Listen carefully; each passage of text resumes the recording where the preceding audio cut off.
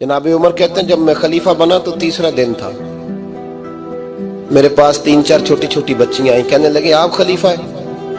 कहा हाँ। कहने लगे उठो फिर हमारा टाइम हो गया, असर का वक्त था। तो कहा क्या टाइम हुआ? तो कहने लगे हम यतीम बच्चियां हैं, 6-7 बहनें, अब्बा जी फौत हो गए, घर में 25-30 बकरियां हैं। अबू बकर सिद्दीक रोज असर के बाद आते थे, हमारी बकरियों का दूध धो के हमें दे जाते थे, कुछ हम पी लेती थी, कुछ बेच लेती थी। सुना है अब आप उनके रास्ते पे चलेंगे, अगर आप खलीफा तो चलिए ना, बकरियों का दूध धोना है। जनाब उमर कहते हैं छोटी छोटी बच्चियों के मैं पीछे चल रहा था और मैं रो रहा था। फरमाते रास्ते में एक सहाबी मिले तो कहने लगे उमर रो क्यों रहे हो? तो मैंने कहा यार ये अबू बकर मेरे लिए रास्ता बड़ा मुश्किल कर गया, इनकी राहों पे चलना कितना मुश्किल होगा। जिगर राहे वफा में नक्श ऐसे छोड़ आया, मैं जिस मंजिल से गुजरा हूं वो अब तक याद करती है।